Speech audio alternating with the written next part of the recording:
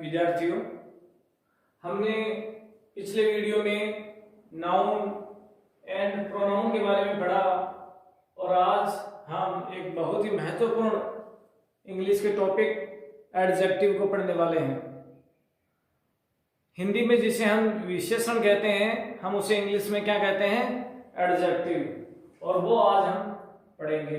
हम सविस्तार इसमें देखेंगे कि एडजेक्टिव क्या होता है, एडजेक्टिव के कहाँ कहाँ यूज होते हैं, एडजेक्टिव कितने प्रकार के होते हैं और नए एडजेक्टिव का हम निर्माण कैसे कर सकते हैं। तो सबसे पहले चलते हैं हम इसकी परिभाषा पर। Adjective is a word used to qualify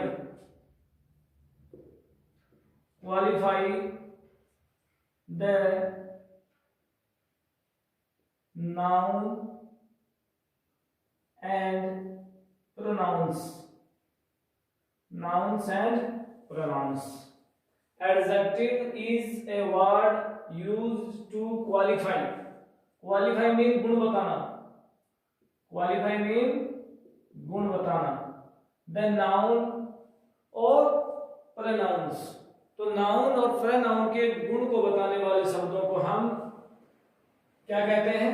Adjective कहते हैं। हिंदी में जिसे हम विशेषण कहते हैं, अगर हम हिंदी में कहें तो संज्ञा व सर्वनाम की विशेषता बताने वाले शब्दों को हम विशेषण कहते हैं, यानी हम एडजेक्टिव कहते हैं। तो देखिए एडजेक्टिव के यूज कैसे होते हैं। Use of adjective. एडजेक्टिव का यूज कैसे होता है? हमारे पास दो सेंटेंस हैं। Rajeev is an honest boy. Rajeev is an honest boy. और दूसरा हमारे पास है Rajeev is honest. Rajeev is honest. तो इन दोनों में क्या फर्क है वो हम देख लेते हैं कि देखिए जैसे Rajeev is an honest boy और राजीव इज ऑनेस्ट, तो ये इसका एट्रीब्यूटिव यूज है। एडजेक्टिव के आगे एक नाउन आता हो, एडजेक्टिव के आगे एक नाउन आता हो, जिस नाउन को वो क्वालिफाई करे तो उस समय उसका एट्रीब्यूटिव यूज होता है। यानी ऐसे यूज को हम इंग्लिश में क्या कहते हैं? एट्रीब्यूटिव यूज कहते हैं। और जब अकेले एडजेक्टिव का यूज हो तो हम उसे प्रीडिकेटिव यूज कहते हैं। तो ये इसके दो प्रकार के यूज हो गए कि कैसे हमारे पास इंग्लिश में इसके यूज होते हैं। ये मुख्यतः इसके दो प्रकार के यूज हैं, और भी बहुत सारे प्रकार के यूज हमारे पास हैं। आप देखते हैं हमारे पास जो हमारे एडजेक्टिव हैं वो कितने प्रकार के होते हैं? Types of adjective. तो एडजेक्टिव कितने प्रकार के होते हैं वो अभी हम देख लेते हैं। जिस प्रकार से हमने जब इसकी परिभाषा देखी तो हमने देखा कि ये क्वालिफाई करता है, ये गुण बताता है, ये विशेषता बताता है। तो पहला प्रकार जो इसका है वो है क्वालिफाइंग एडजेक्टिव। पहला कौन सा है? Qualifying adjective. कि ऐसे एडजेक्टिव जो किसी की क्वालिटी बताते हैं, गुण बताते हैं, गुण अच्छा हो सकता है, गुण बुरा हो सकता है, तो उनको बताते हैं, तो उनको हम एडजेक्टिव ऑफ क्वालिटी या क्वालिफाइंग एडजेक्टिव भी हम उनको कहते हैं। Adjective of quantity. Adjective of quantity mean मात्रा। जो हमें किसी पदार्थ की, जो हमने मटेरियल नाउन पढ़े थे, उनकी जो मात्रा बताता है उसे हम कहते हैं एडजेक्टिव ऑफ क्वांटिटी। जिस प्रकार से इसमें आ सकता है आपका bad, good, long, heat, hot, cold, etcetera. जो हमें विशेषता बताते हैं, जो क्वालिटी बताते हैं, वो आते हैं इसमें। जैसे सम, मोर, few, little,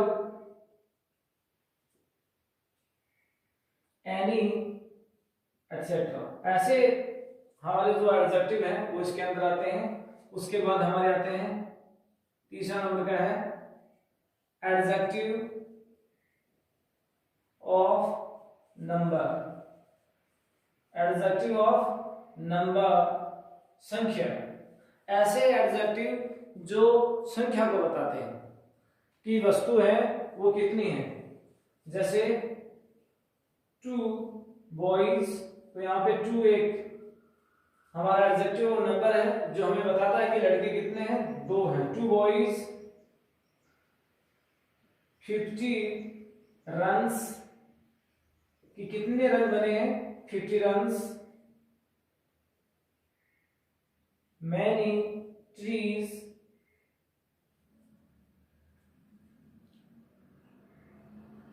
5 rupees, etcetera.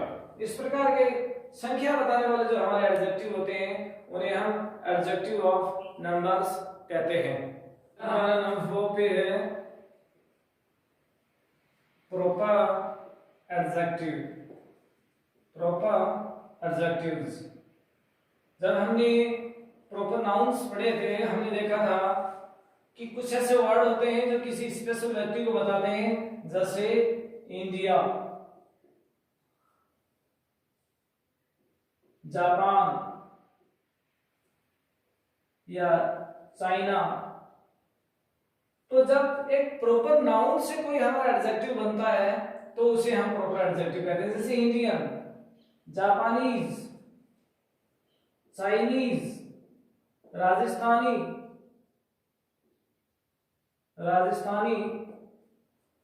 Marathi. इस प्रकार के हमारे जो एडजेक्टिव हैं जो हमारे प्रॉपर नाउन से बनते हैं उन्हें हम प्रॉपर एडजेक्टिव कहते हैं। जैसे Indian flag, Indian flag. Flag एक नाउन है और इंडियन उसकी विशेषता बताता है कि कौन सा flag, Indian flag. Japanese culture, Chinese machineries, Rajasthani folk songs, Marathi warrior, इस प्रकार के। उसके बाद देखिए हमारा अगला जो एडजेक्टिव है वो है पॉजिटिव एडजेक्टिव। कौन सा है, पॉजिटिव एडजेक्टिव।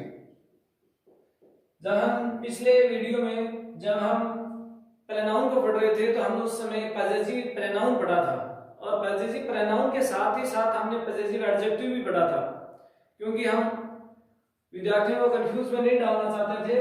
तो देखिए माई, पॉजिटिव मीन का मतलब होता है अधिकारवाचक, जो अधिकार होता था किसी वस्तु पर। माई, तो जैसे माई स्कूल। और अगर हम माई को माइन में बदल दें तो ये इसका क्या हो जाता है, पॉजिटिव प्रोनाउन हो जाता है। तो my school, his car, her handbag, your laptop, etcetera. ऐसे शब्द जो हमें बताते हैं my school, his car, her hand, your laptop, इस प्रकार के जो हमारे अधिकार को बताते हैं कि ये वस्तु किसी की है, मेरी है, उसकी है, या उनकी है, तुम्हारी है, हमारी है, तो उनको हम इंग्लिश में पॉजिटिव एडजेक्टिव कहते हैं। उसके बाद हमारे हैं डिस्ट्रीब्यूटिव एडजेक्टिव। पिछली बार वीडियो में जब हमने डिस्ट्रीब्यूटिव प्रोनाउन पढ़े थे, उस समय हमने डिस्ट्रीब्यूटिव एडजेक्टिव को देखा था। आज हम उसको एडजेक्टिव के साथ फिर से देख लेते हैं। तो डिस्ट्रीब्यूटिव एडजेक्टिव देखिए, each boy, every person, either man, neither man, इस प्रकार जब ईच ऑफ बॉय हो, every of boy, either of man, neither of man, तो वो क्या हो जाएंगे, डिस्ट्रीब्यूटिव प्रोनाउन हो जाएंगे। और जब नाउन के पहले डायरेक्ट हमारा डिस्ट्रीब्यूटिव लगा हुआ हो तो वो एक डिस्ट्रीब्यूटिव एडजेक्टिव कहलाता है। उसके बाद हमारा है डेमोन्स्ट्रेटिव। क्या है, डेमोन्स्ट्रेटिव एडजेक्टिव। क्या है, डेमोन्स्ट्रेटिव एडजेक्टिव। जब हमने प्रोनाउन पढ़ा था उसमें भी हमने देखा था कि डेमोन्स्ट्रेटिव प्रोनाउन भी होते हैं, डेमोन्स्ट्रेटिव एडजेक्टिव भी होते हैं। तो देखिए दिस इज ए बस, यहाँ पे जो दिस है वो क्या है, एक एडजेक्टिव नहीं है, वो एक प्रोनाउन है। लेकिन हम ये कहें दिस बस इज रनिंग फास्ट, दिस बस इज रनिंग फास्ट, तो यहाँ पे दिस क्या है, एक एडजेक्टिव है। तो इसी प्रकार say that, these, those, such, same, ऐसे हमारे एडजेक्टिव होते हैं। उसके बाद अगला हमारा एडजेक्टिव है इंटेरोगेटिव, इंटेरोगेटिव एडजेक्टिव।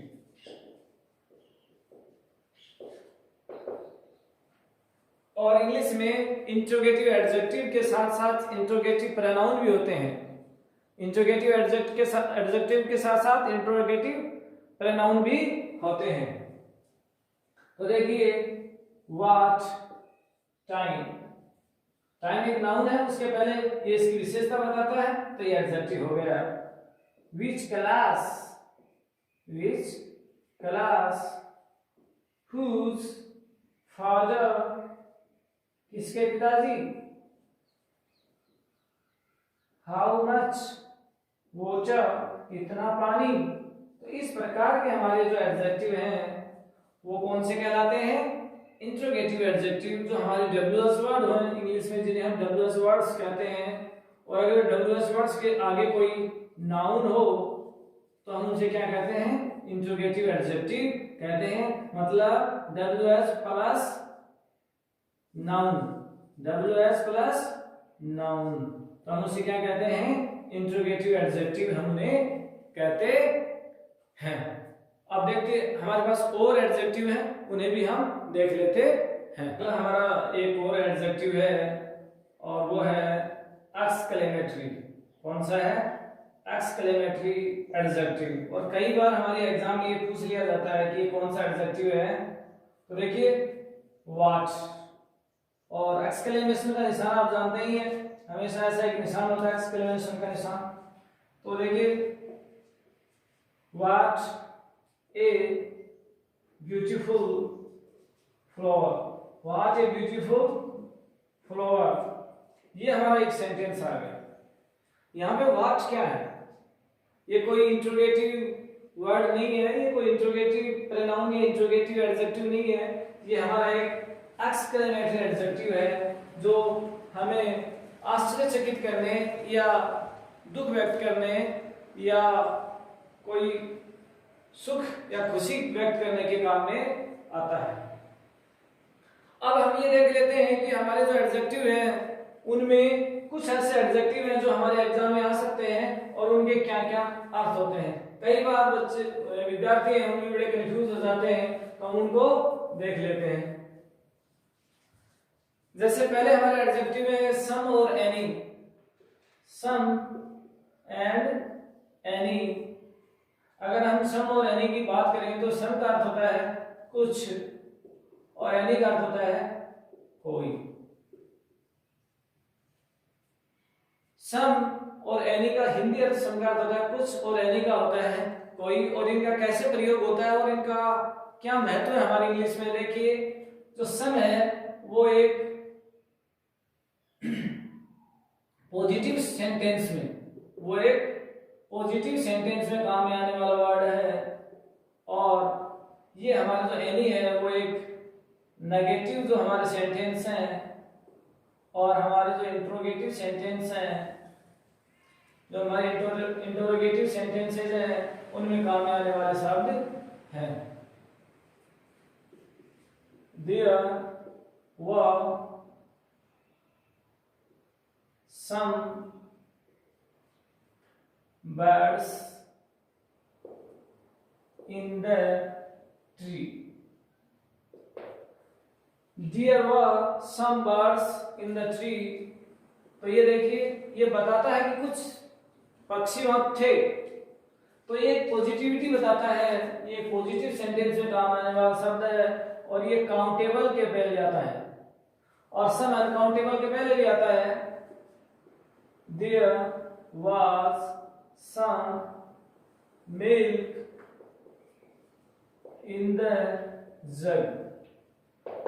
यहां पे ये अनकाउंटेबल के पहले आ रहा है, तो सम का प्रयोग पॉजिटिव सेंटेंस में काउंटेबल एंड अनकाउंटेबल दोनों के लिए इसका इस्तेमाल होता है। और वहीं पे एनी का प्रयोग There was not any person in the school. There was not any person in the school. School में कोई व्यक्ति नहीं था। नेगेटिव सेंटेंस में, नेगेटिव सेंटेंस में ये प्रयोग होता है, और ये भी काउंटेबल और अनकाउंटेबल दोनों के पहले आ सकता है। There was not any water in the pond. There was not any water in the pond. तालाब में बिल्कुल भी पानी नहीं था। तो ये काउंटेबल, ये अनकाउंटेबल दोनों के पहले ही आ सकता है। फर्क इतना है कि सम पॉजिटिव सेंटेंस में आता है और एनी किसी भी नेगेटिव या इंट्रोगेटिव सेंटेंस में आता है। जैसे is any one waiting for me. Is anyone waiting for me, क्या कोई व्यक्ति मेरा इंतजार कर रहा है। Is anyone waiting for me, क्या कोई व्यक्ति मेरा इंतजार कर रहा है। तो एनी है वो नेगेटिव सेंटेंस और इंट्रोगेटिव सेंटेंस में आता है, और सम है वो पॉजिटिव सेंटेंस के अंदर आता है। दोनों ही सम और एनी दोनों ही काउंटेबल गिनने वाली वस्तुएं एंड अनकाउंटेबल न गिनने वाली वस्तुएं दोनों के पहले आ सकता है। तो अभी हमने देखा कि सम और एनी में क्या माइनर डिफरेंस होता है। उसके बाद में देखिए एक हमारे जो कॉमन यूज होने वाले दो और हमारे एडजेक्टिव हैं, वो हैं मच एंड मैनी। मच और मैनी दोनों का अर्थ होता है बहुत। दोनों का क्या अर्थ होता है? बहुत। मच होता है मात्रा में बहुत, मच होता है मात्रा में बहुत, और मैनी होता है संख्या में बहुत।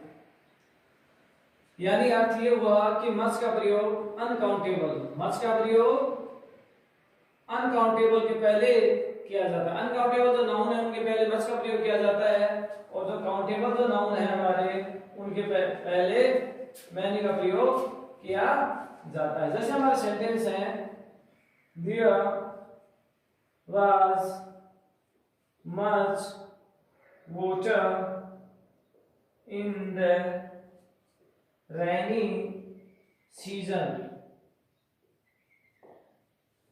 There was much water in the rainy season. जो बारिश की सीजन है, बारिश की जो ऋतु है, उसमें खूब पानी था, खूब सारा, खूब मात्रा में पानी था। There were many students in the class. There were many students in the class. Class में कई विद्यार्थी थे, कई संख्या में कई विद्यार्थी। तो अभी हम समझे कि जो मैंने का जो यूज है वो बहुत के लिए होता है, और वो काउंटेबल के पहले आता है, और मच का प्रयोग भी बहुत के लिए होता है, वो मात्रा के लिए होता है, उसका प्रयोग अनकाउंटेबल के पहले आता उसके बाद हमारे जो दो मुख्य हमारे जो एडजेक्टिव है जो कई बार हमसे एग्जाम में पूछ लिए जाते हैं वो हम देख लेते हैं। एक है लिटल, एक है ए लिटल और एक है द लिटल।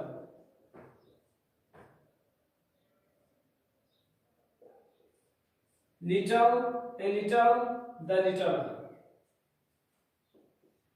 ये भी मात्रा के लिए काम में आते हैं और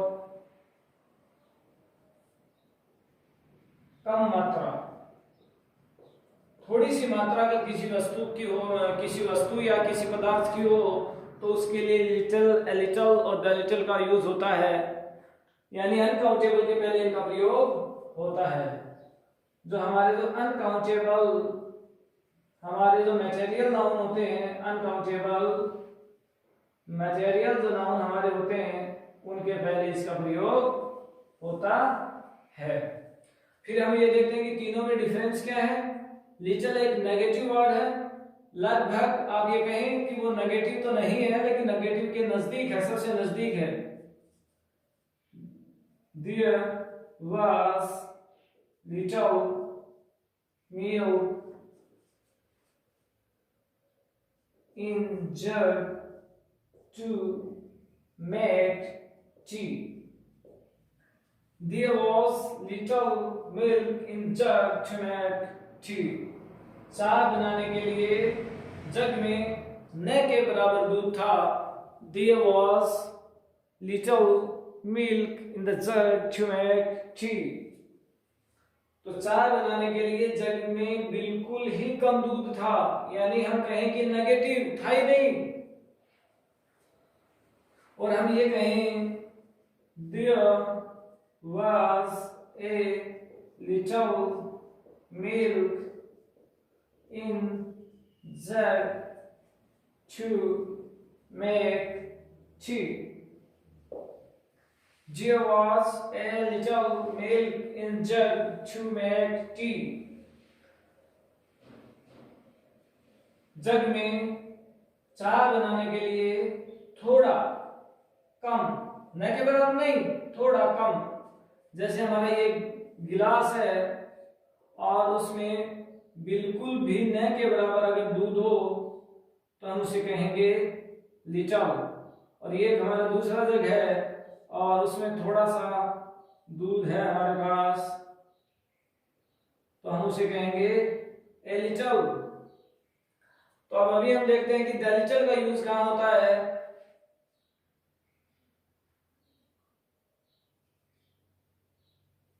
The cat drank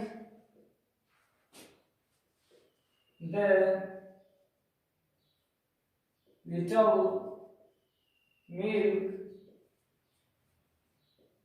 in the jug. थोड़ा सा दूध जो जग में था,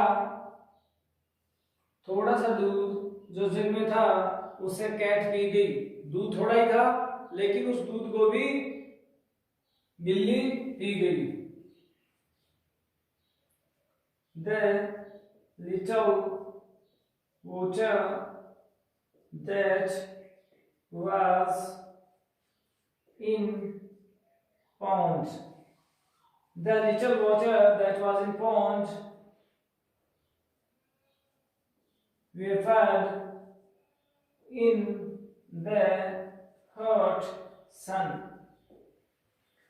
The little water that was in pond were fed in the hot sun.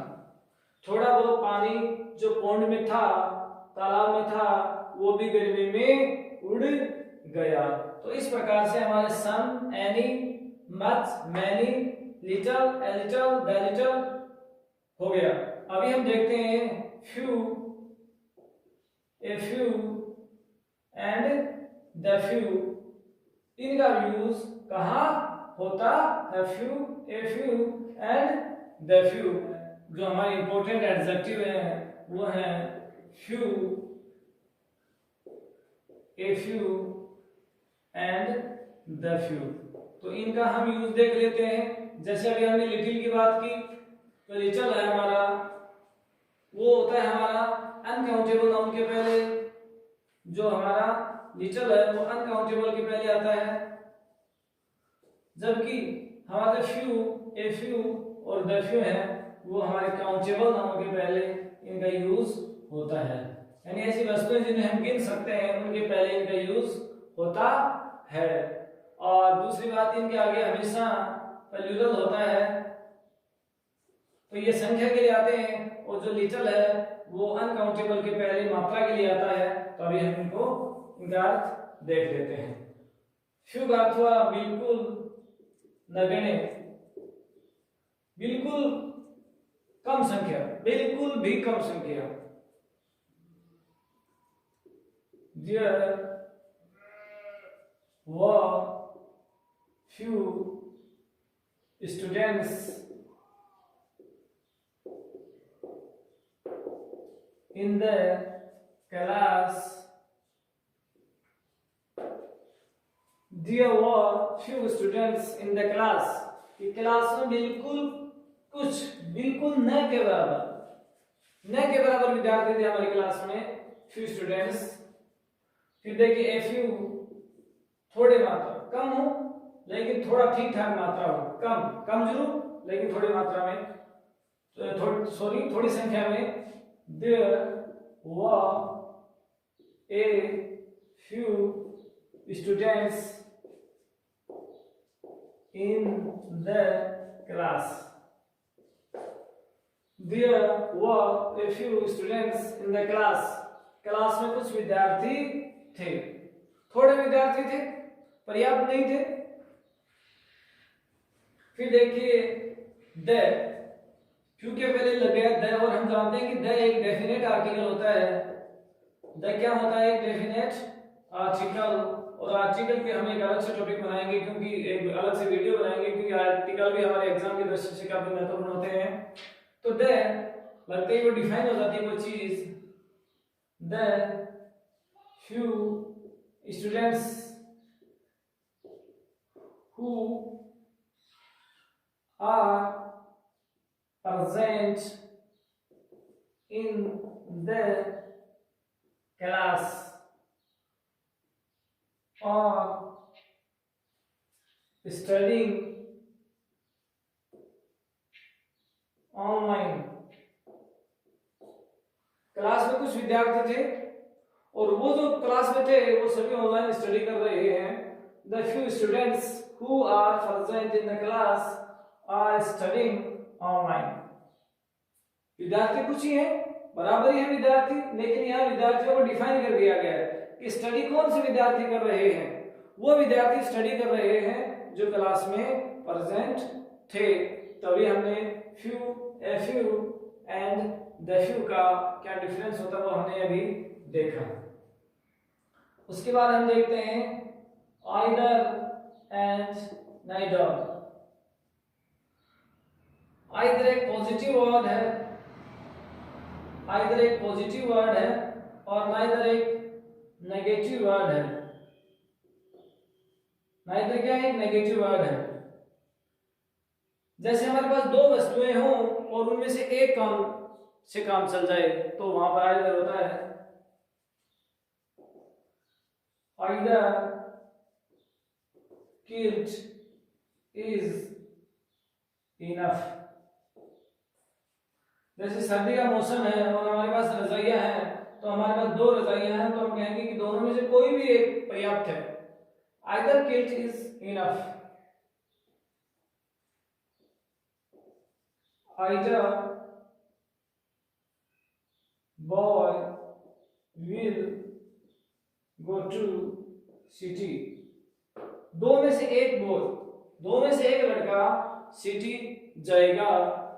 तो इस प्रकार से आइदर के यूज है वो पॉजिटिव सेंस में का यूज होता है, और दो वस्तुओं के लिए इसका यूज होता है कि दो में से एक के लिए इसका यूज होता है।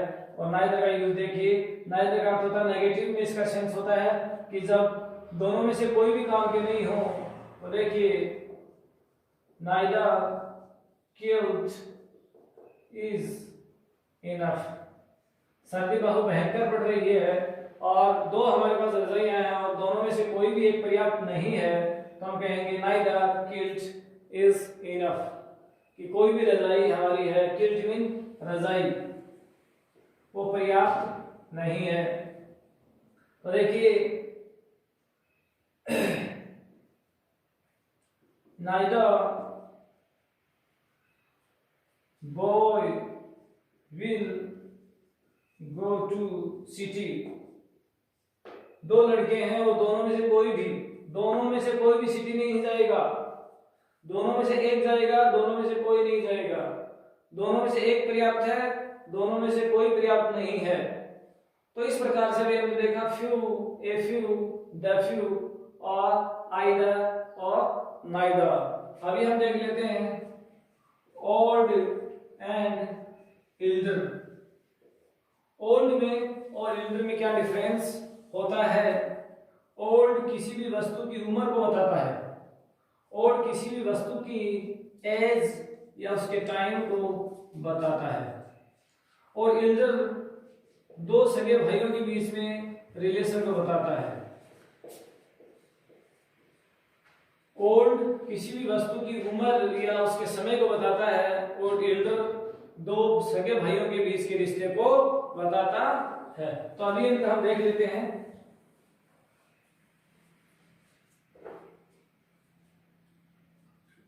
Mohan is the older than Shyam.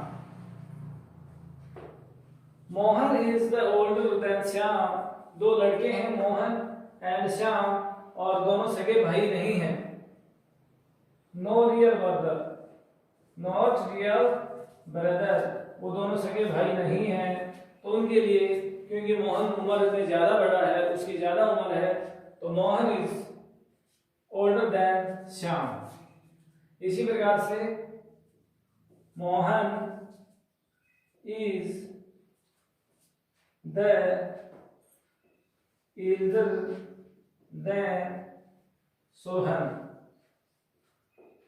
तो ये यहाँ पे रियल ब्रदर है और उसमें मोहन है वो सोहन से थोड़ा बड़ा है।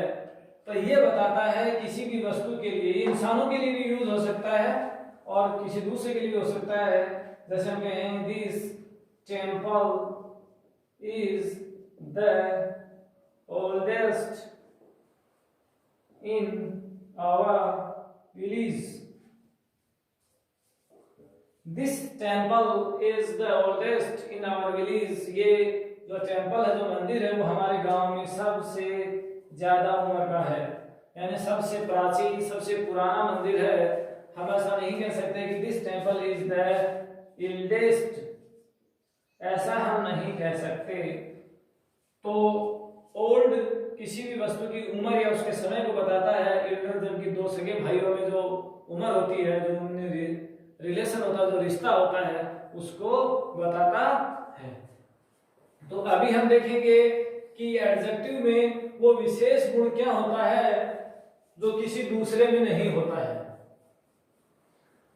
एडजेक्टिव का ऐसा कौन सा गुण है या उसकी ऐसी कौन सी क्वालिटी है जो किसी दूसरे पार्ट्स ऑफ स्पीच में नहीं होता है। जैसे हमने नाउन एंड प्रोनाउन पढ़ा था, अभी हमने जो पिछले जो हमारी वीडियोज हैं उनमें हमने नाउन और प्रोनाउन को पढ़ा था, और हमने ये देखा था कि जो नाउन और प्रोनाउन है उनकी एक विशेषता ये होती है कि उनके नंबर होते हैं, यानी उनका सिंगुलर से प्लूरल होता है, उनका नंबराइजेशन होता है, और एक उनका जेंडर होता है।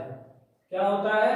उनका जेंडर होता है। तो दो ऐसे गुण होते हैं जो केवल नाउन एंड प्रोनाउन में ही पाए जाते हैं, किसी दूसरे में वो नहीं पाए जाते हैं। तो ऐसा कौन सा गुण है जो केवल एडजेक्टिव में पाया जाता है, जो किसी दूसरे पार्ट्स ऑफ स्पीच में नहीं पाया जा सकता है?